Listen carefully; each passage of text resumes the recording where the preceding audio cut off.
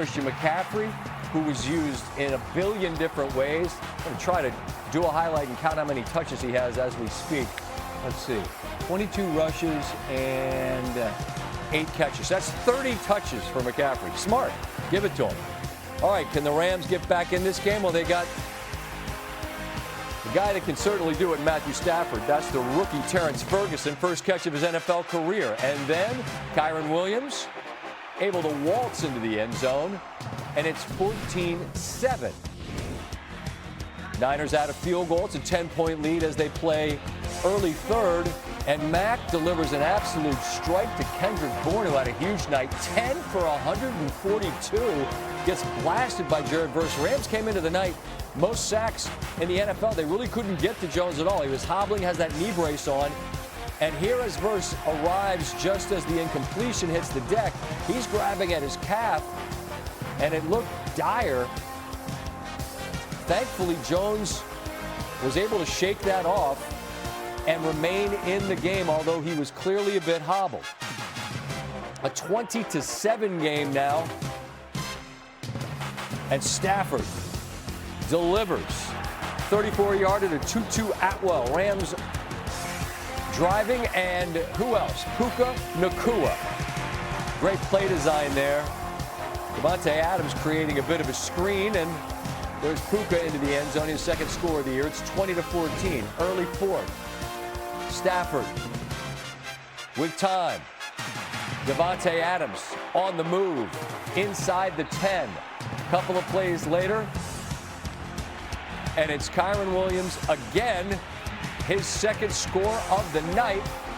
An extra point will give him a lead. But Joshua Carty, who had a couple of kicks blocked in Philadelphia, has his kick blocked by Jordan Elliott. Rams got to tighten up that middle of that line, man. That's happening a ton in the NFL, but it's happening a lot to them. Under 5 to go. Next Niner drive. There's Bourne. Stays on his feet. That's just effort and want to. Gain of 10. Fourth down. Eddie Pinheiro, who was on his couch a few weeks ago, essentially from midfield. 59. That is good. And the Niners, just under 3 to go in the game, take the lead. But the Rams are driving. Under 2 to go. Kyren Williams bounces it to the outside. Stays on his feet inside the 10. Now it's first and goal. Williams looking for his third touchdown of the night. But Alfred Collins does a tremendous job of what so many in the NFL have raised to an art form. Look at the punch.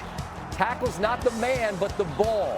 And he gets the fumble recovery on the goal line. You see Stafford knew it. He was losing the ball on the way down. However, Rams had all 3 timeouts. San Francisco went nowhere. Rams get the ball back. 4th and 3. There's Williams hanging on to it. They're able to get Carty in range. Snap, hold, clean operation. We'll play into overtime. In overtime. Niners driving. It's 3rd and 12 after the Rams finally got a sack. Jones is under pressure. He's able to get rid of it. And once again, he was hobbled coming off the field, but Pinheiro smooches it off the upright. It's good from 41 with the kiss. With the kiss. Shout out to Raph. All right, the Rams now have their opportunity. And once again, it's Tutu Atwell as Stafford improvises and makes a gorgeous throw right to the boundary. Atwell is inbounds. 3rd down and 6. Once again, it's Williams, little Texas, and it's just shy. Now, do you kick the field goal for the tie, or do you go for it? The Rams elect to go for it, and this San Francisco defense stones him just shy of the line to gain. And this is how this NFC West battle, and I do mean battle, ends a yard shy of the line to gain on a night when this San Francisco side is absolutely obliterated by injury. They close as an 8-point dog. They come away with a win. They're the first underdog to win on Thursday Night Football this year. It's the largest upset across the league this season. The favorites have been cooking. But what a dub. This series has largely been dominated lately by the Rams. And Damian Woody, who is with me and been waiting patiently for it to end, for them to win this game, for Jones to battle the way he is, bloodied, limping, for that defense to stone them on a yard, how do you best quantify what that Niner squad did, man? It's hard to put it into words what the 49ers did tonight. You just think about all the injuries that the 49ers have sustained. We talked about it upstairs when we were watching the game. And have Mac Jones 3-0. 3-0 this year. He's been playing unbelievable football. Neither team could really run the ball. It was really on both quarterbacks. But Mac Jones was just phenomenal. And that Rams defense couldn't really get to him for most of the game. And so shout out to Kyle Shanahan for the game plan, getting the ball out of his hands quick. And all it takes is just sometimes these games come down to one play. The NFL has become all the kids that play Madden and just go for it on fourth down all the time, right? You play back, I mean, I'll take it back to the day with Tecmo Bowl. Just the hell with it. We're going for it on fourth down. But that's sort of the game these days. And 4th and 1, you tie it and you give it back to them in San Francisco, who's been death by 100 paper cuts all night, could drive down, and Pinheiro has already made a bunch. Do you like the decision to go for it?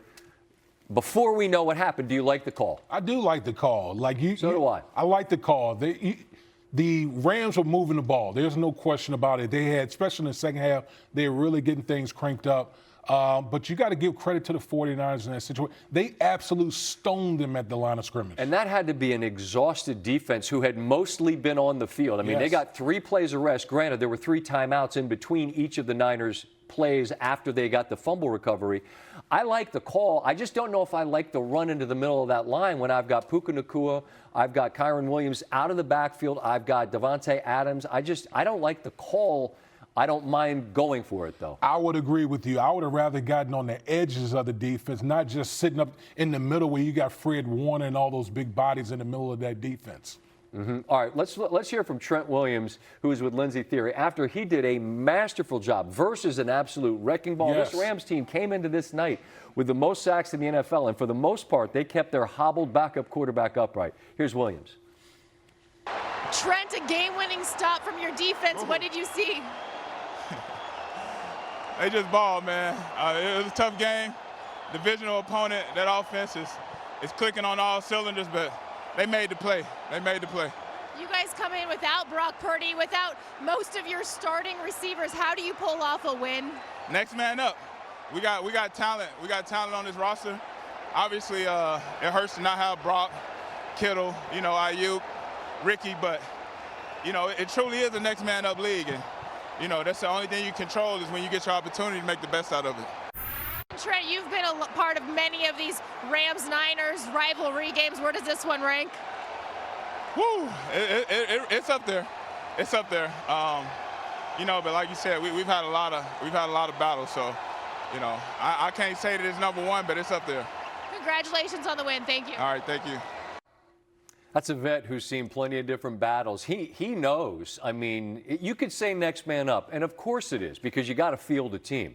But the next man up isn't the guy he's replacing. And so to win in this fashion, flying back home, short win, but that's got to be as satisfying a win. And I'm just interested, Damian, how does a win like this, when the next men up really do show out in this manner, how does that propel a team forward? Oh, it absolutely does. And it's so gratifying when guys who are thrusted in roles to go out there and play ball, make big plays in the game. And trust me, when you're on that plane going back home after a big divisional road win, it's like few things are more satisfying in life than going out there and getting a win like the 49ers got tonight. I think I'm connecting the dots correctly. The Kendrick Bourne's best year was with Mac in New England. So that familiarity on a night where they were clearly on the same page. I know I don't have a ton of time. I just surprised the Rams they just never seemed to take away. It was just under. I'm going to make you throw it over my head. I just couldn't get over why they wouldn't do that. I don't know. I don't remember one time where the Rams the 49ers really pushed the ball down the field. They mostly didn't have to. They didn't. You credit to Mac Jones for getting the ball out of his hands quickly. How many first downs did they have? Excuse me, this is great television as I peruse the stat sheet. It's 27 first downs, 407 yards. They held the ball for more than 40 minutes. And I think the most important thing you can do if you're San Francisco is not allow Stafford and this Rams offense to have the football, right? I mean, absolutely. And then, but they turn him over on the goal line. They stop him on 4th and 1. That is a. I mean, this as I talk through it, that's it. That's as good a win. Complete team win. And Pinheiro, who's on the couch 3 weeks ago from 50-something and off the upright. I mean, Shanahan, I'm just watching the video here. I'm watching the coverage. And Shanahan was a lot of expletives, but the emphatic, like, F yeah. And I get it, man. To win like this, I mean, it can't be more satisfying a win than when you're down to the guys that we're down to. That NFC West may be the toughest division in football. Well, I'm saying right now, there's not one bad team in the bunch. Not Even one. like Arizona last week, you still had to play for 60-plus because they managed to come back and tie that game against Seattle. I think we're going to talk about Seattle a little bit later if Damian's going to stick around. All right, we're going to stop talking now.